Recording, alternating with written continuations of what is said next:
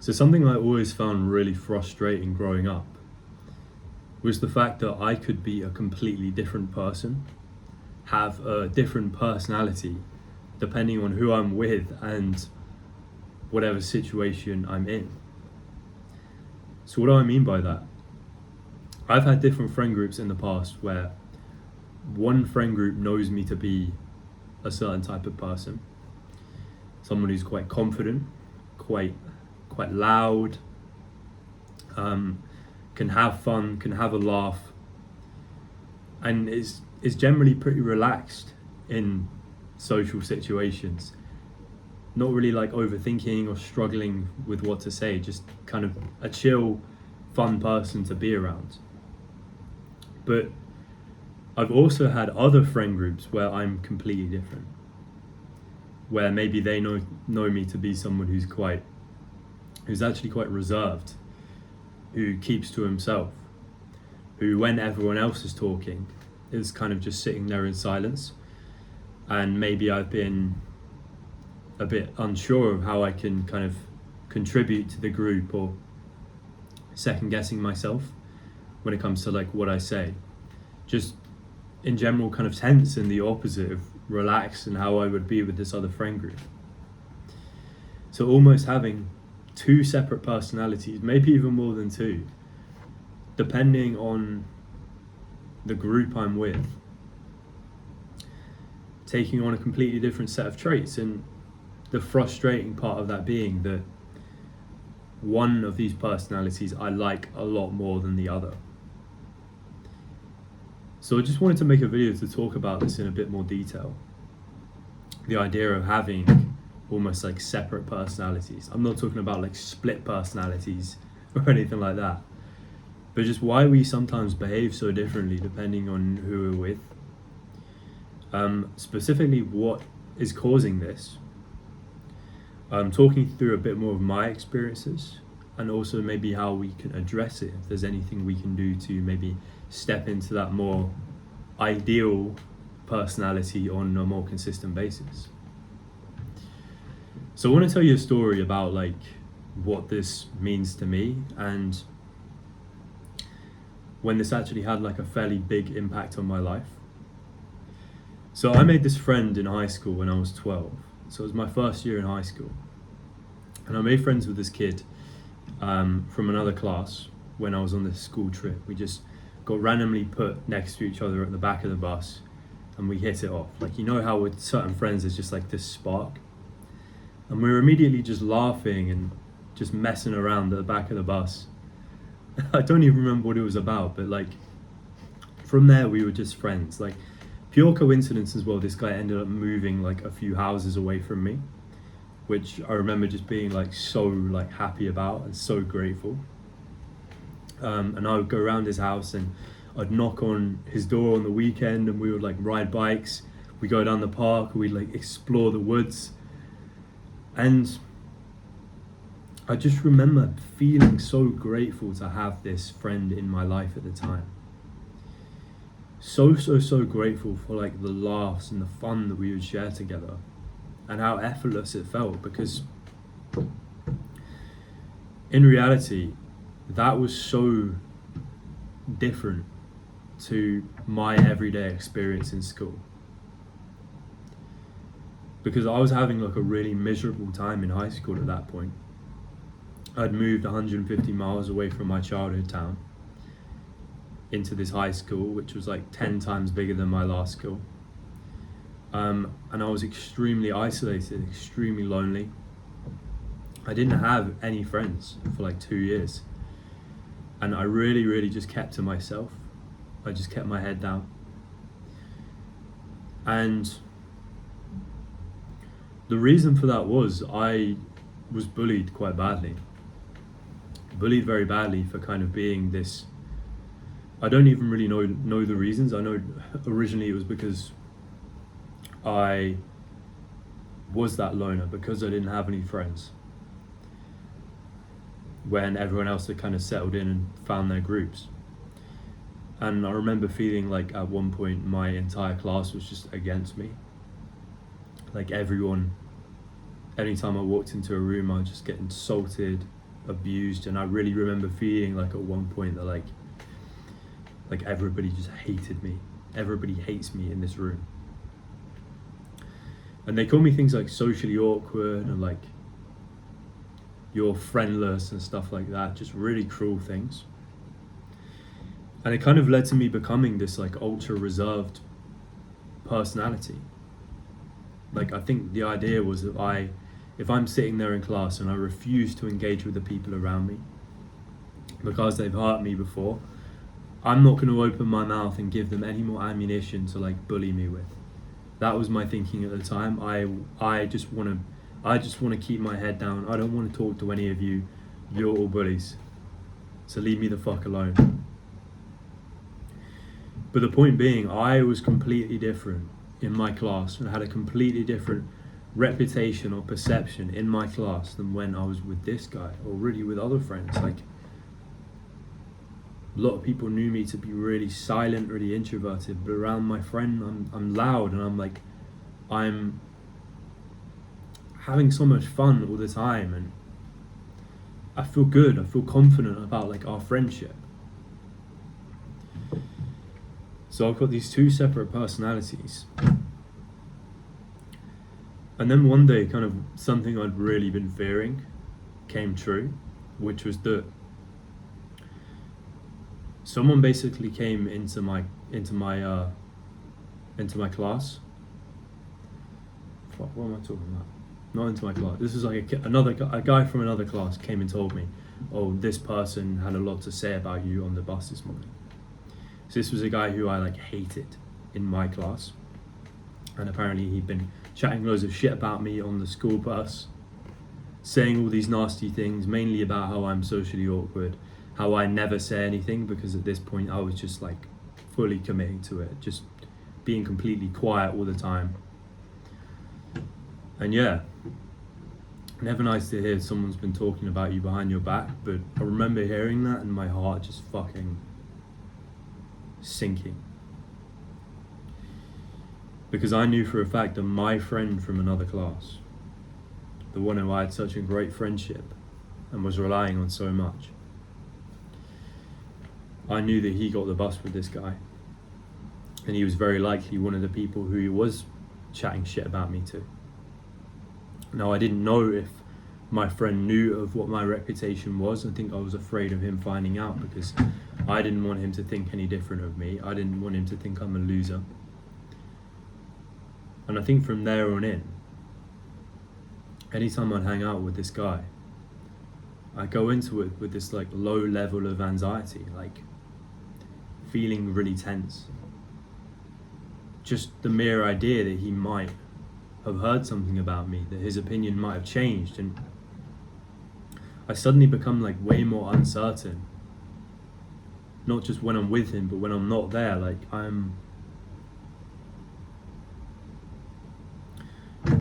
it doesn't feel like I'm able to go about this friendship in a normal way anymore.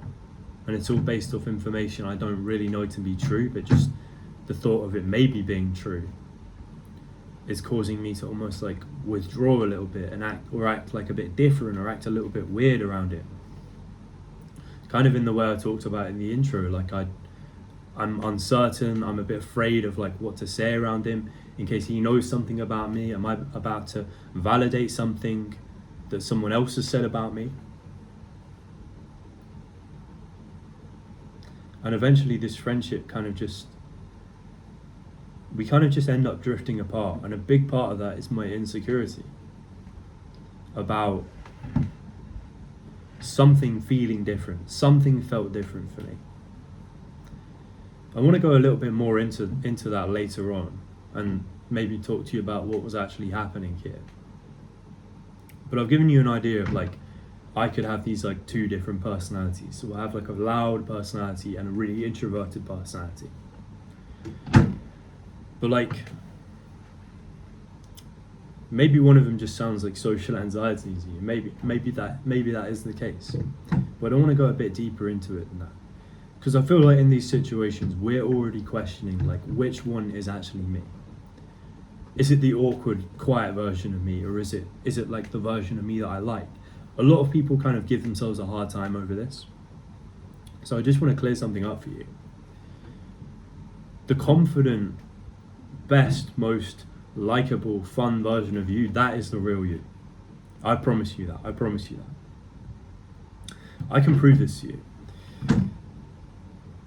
But before I do that, I just want to reveal to you like the big insight I've had on this particular topic, which is that your personality is like not something which is set in stone. Like, sure, there is like a real version of you and maybe like some different versions of you on the side of that, but it's not something which is set in stone. It is something which is constantly shifting, but not really for the reasons you think, and it is something which you can like get a hold over. It is something you can control. Your personality is entirely dependent on how safe you feel in a given situation. It's nothing to do with like, oh, you're just an awkward person or you're just a weirdo or whatever. It's purely to do with how much safety you're currently feeling. The real you is the version of you where you're completely at ease, when you're not worried about like what anyone's thinking of you or worried about making a mistake. Think about when you're hanging around your closest friends or your most trusted family members, people who you feel like you could say anything to. You've never once felt like a hint of social anxiety or not been able to think of what to say or felt like really tense, because you're completely at ease around these people. There's no consequences. There's no danger around these people. If you were to get it wrong, you would just laugh it off. But this version of me that comes out,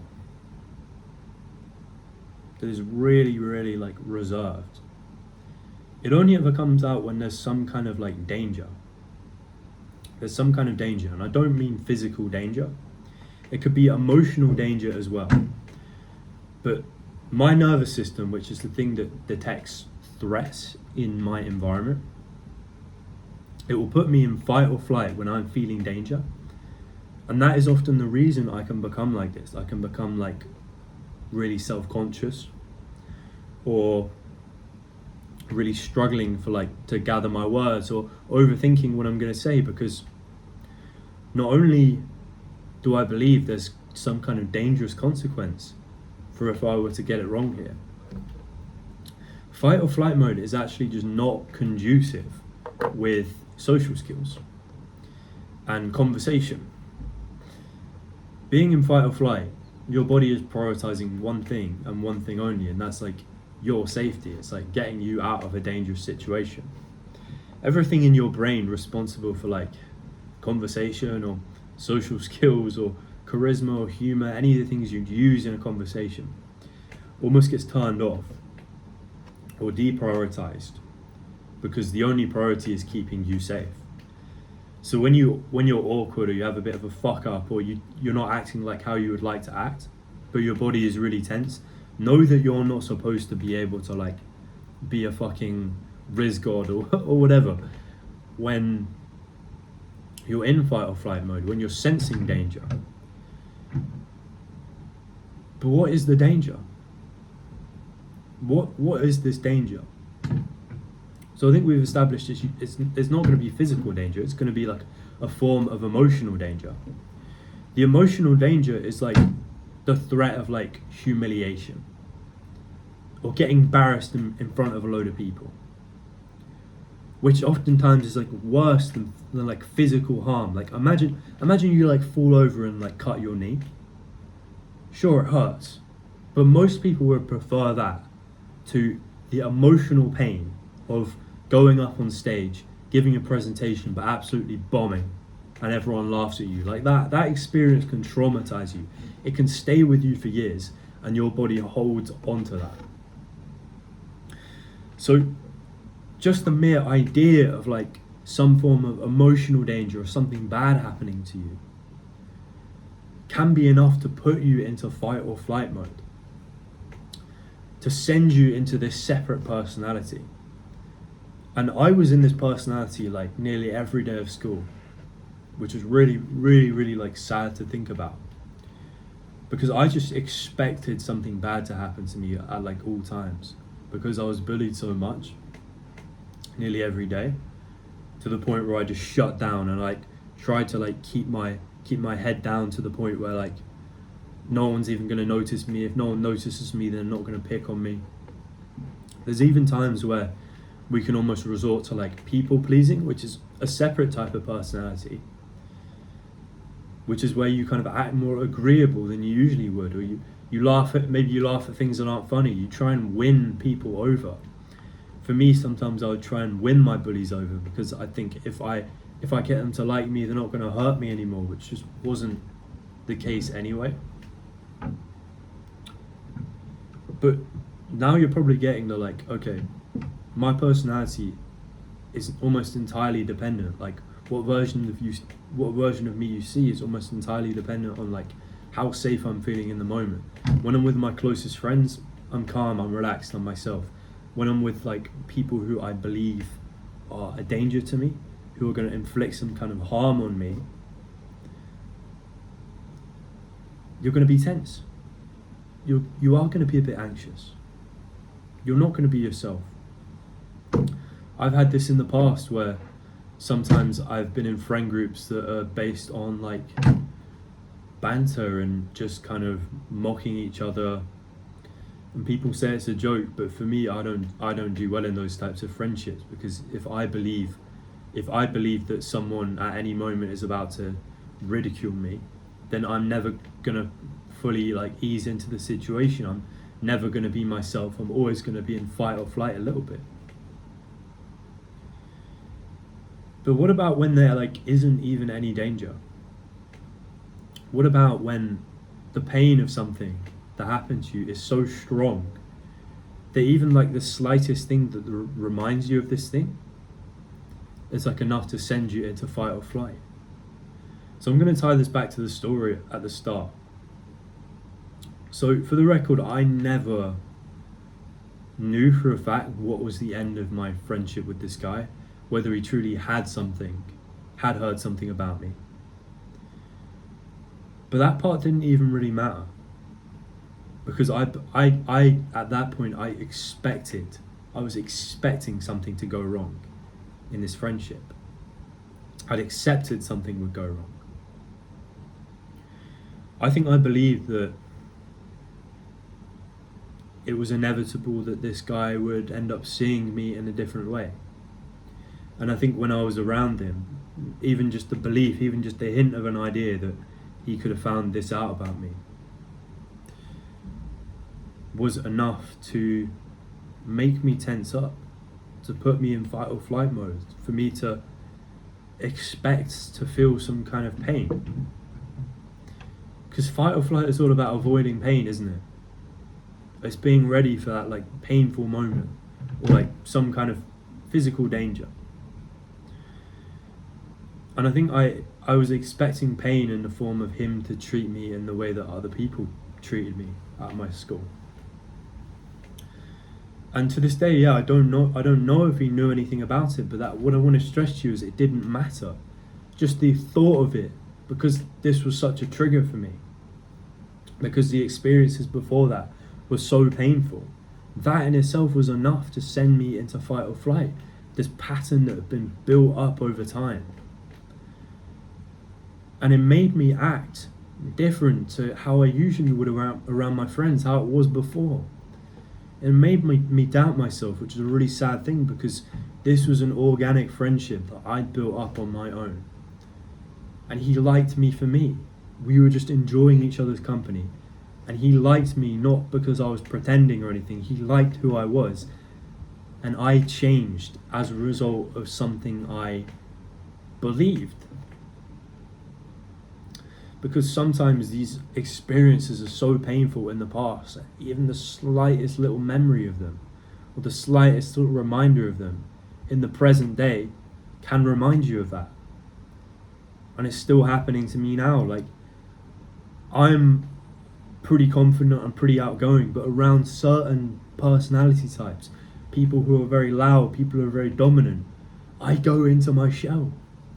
I become more reserved, a more reserved version of myself. And I think that's because these people, whether I know them or not, they slightly remind me of people who've like taken advantage of me in the past, who've bullied me. It's a lot to take in, so I apologise for just unloading on you now. But in terms of what we can maybe do to relieve some of this burden, because it is a burden for me, and I'm still dealing it. But the number one solution is what we've been doing already. It's awareness. It's becoming aware of these patterns. 99% of the time, when you experience this, when you experience this tension in a social situation, this danger, it's because it's reminding you of something, some form of past danger that you experienced before. You might not be in any danger, but your brain cannot distinguish between now and then because you're in this pattern. Because back then, your body put you in fight or flight to protect you from the danger which was real, but it might not be real now. But in those moments, try and become, first of all, aware that like you're not in any real danger. You're not in any real danger. Your body thinks you are because of what you went through, but you're not in any real danger. And the second part of that is identifying where the pattern comes from.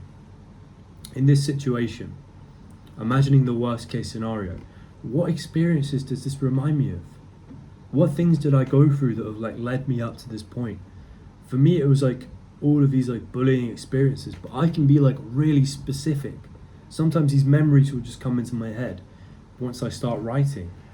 But an awareness of like what's causing the patterns, what are you reacting to right now, almost helps you separate like now from like and how you're feeling from like the past, to the point where you can acknowledge it feels like I'm in danger right now, but I'm reacting to the past. I'm reacting to something which happened to me long ago, and that's normal. But this protective response I'm in no longer serves me. It no longer helps me. And sometimes that's enough to just break the pattern. Just reciting to yourself, okay, I'm not in any danger, and having that awareness of where it comes from.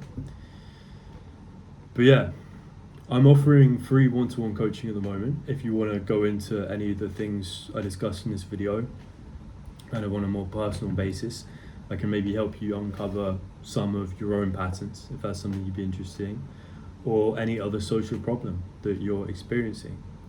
But yeah, I'm going to wrap the video up here. Take care, and I'll see you in the next one.